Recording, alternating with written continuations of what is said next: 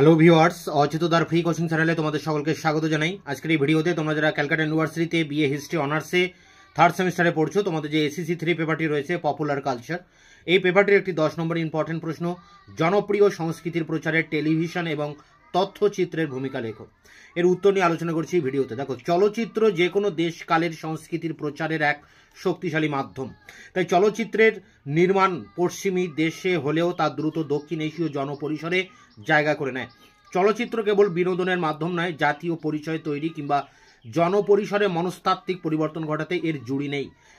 একেবারে শুরুর দিকে চলচ্চিত্র প্রদর্শিত হতো বাণিজ্যিক থিয়েটারের জন্য নির্ধারিত মিলনায়তনে এবং মেলা প্রাঙ্গণে, যেখানে জাদু ও সার্কাসের মতো অন্য বিষয়গুলির আকর্ষণ ছিল।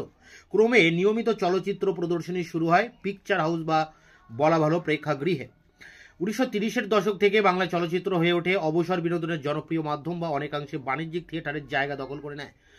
অনেক বাণিজ্যিক থিয়েটার সরাসরি প্রেক্ষাগৃহে রূপান্তরিত হয়। এদেশে প্রথম দিকে চার্লি চ্যাপলিনের the kids, modern times, Sydney ফ্রাঙ্কলিনের দ্য গুড আর্থ, রবার্ট স্টিফেনসনের কিংস সলোমনস মাইন্সের মতো মার্কিন ও ব্রিটিশ চলচ্চিত্র, জ্যোতিষ বন্দ্যোপাধ্যায়ের বিল্লমঙ্গল, জয়দেব প্রিয়নাথ গঙ্গোপাধ্যায়ের দুর্গেশ নন্দিনী, আরদেশির ইরানির বোম্বাই কা বিল্লি, দেবকী বসুর চণ্ডীদাস, সোনার সংসার, শিশির কুমার ভাদুড়ির সীতা, প্রেমাঙ্কু আতর্থীর কপালকুণ্ডলা, নিতিন বসুর ডাকু মনসুর, প্রমথেশ বড়ুয়ার দেবদাস, গৃহদাহ, মুক্তি, মধু বসুর আলিবাবা, নরেশ মিত্রের গোরা, নিতিন বসুর দেশের মাটি, প্রমথেশ বড়ুয়ার অধিকার প্রভৃতি সিনেমা বাংলার প্রেক্ষাগৃহগুলিতে দেখানো হতো।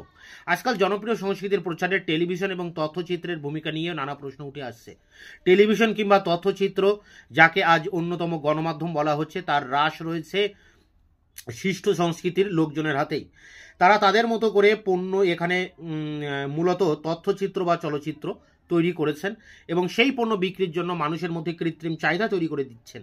এমন ভোগ্যপণ্য সাধারণ মানুষের কোনো উপকারে আসে না, কিন্তু আর্থিক লাভ নিশ্চিত করে ভোগ্যপণ্য উৎপাদনকারীরা। ফলে জনসংস্কৃতি কিংবা গণসংস্কৃতি বিদ্যমান ব্যবস্থায় বড়ই বিবর্ণ এক বিষয়। প্রচলিত সামাজিক ব্যবস্থার বিরুদ্ধে এক হয়ে প্রতিবাদ করলে সমস্তটাই ঠিক হয়ে যাবে এমনটাও নয়। জনসংস্কৃতিতে এমন ভাবনা আসে না। আরেকটা বিষয় হলো সাধারণ জনপরিসর যুগের বহমানতায় আপনা আপনি বয়ে যায়, শিষ্ট সংস্কৃতিকেই অনুকরণ করতে সদা চেষ্টা রাখে। তাই সাধারণ মানুষের দুর্দশাটা স্বাভাবিক। সামাজিক সমালোচনা তুলে ধরা হয় নানা দেশে তৈরি নানা ছবিতে। সমাজে পরিবর্তন নিশ্চিত করার জন্য সাধারণ মানুষের একতাবদ্ধ শক্তির প্রয়োজনীয়তার প্রতি নির্মাতারা দৃষ্টি আকর্ষণ করেন। তপন সিংহ তার বাঞ্ছারামের বাগানে দেখিয়েছেন সমাজের শাসক শ্রেণী প্রশাসনের সাহায্যে অর্থ বলে যুবকদের বিপদগামী করে যত বেশি সংগঠিত হয়েছে, মেহনতি শ্রমজীবী মানুষ তত সতর্ক হয়েছে। আজ 21 শতকের টেলিভিশন এবং তথ্যচিত্রের মূল্যায়নে আমরা আরও বেশি দ্বিধাগ্রস্ত এবং চিন্তিত। আজ নিত্য নতুন অত্যাধুনিক সমাজ ব্যবস্থায় দুনিয়ায় প্রতি মুহূর্তে নানামুখী বিষয় আমাদের সামনে আসছে। কোনটা ঠিক আর কোনটা বেঠিক তা বিচার করার মাপকাঠি বা মানদণ্ড যদি আমাদের কাছে না থাকে, তাহলে সমূহ বিপদ। কারণ মানুষকে বিপদগামী করার নানা উপাদান রয়ে যাচ্ছে সেখানে। যারা আমাদের সমাজের একেবারে আম মানুষ, একেবারে সাধারণ বর্গভুক্ত, তারা এসবের ভালো মন্দ বিচার করবে কি করে?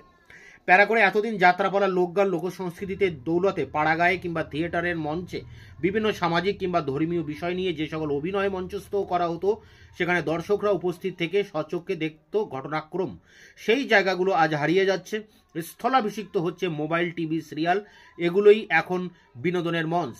এখন প্রত্যেকের হাতে স্মার্টফোন রয়েছে, যেখানে সমস্ত কিছুই প্রত্যেকের হাতের মুঠোয় চলে এসেছে। ব্যক্তি মানুষের যা দরকার সঙ্গে সঙ্গে মোবাইল এসে পেয়ে যাচ্ছে। এই অভ্যাস আমাদের বিপদের দিকে ঠেলে দিচ্ছে না তো?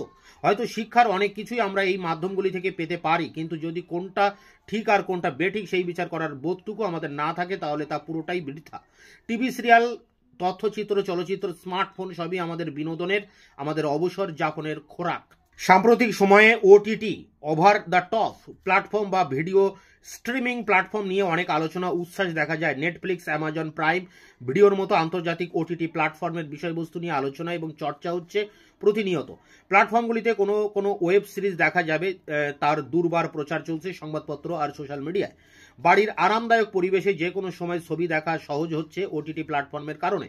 চিন্তাশীল চলচ্চিত্রের আন্তর্জাতিক পরিসরে ভারতীয় ছবি মর্যাদার আসন পেয়েছিল সত্যজিৎ রায়ের ছবির হাত ধরে। কিন্তু সত্যজিৎ রায়ের 4টি গল্প অবলম্বনে তৈরি নেটফ্লিক্স সিরিজ রায় সোশ্যাল মিডিয়ায় ব্যাপক প্রচার পেয়েছে। থ্রিলার এবং অ্যাকশনধর্মী কাহিনীগুলিও ওটিটি প্ল্যাটফর্মে জনপ্রিয়তা পাচ্ছে। প্রতিটি কাহিনীতে দেখানো হচ্ছে হত্যা, প্রাণী হত্যা, নারী নিপীড়ন আর নানা রহস্য।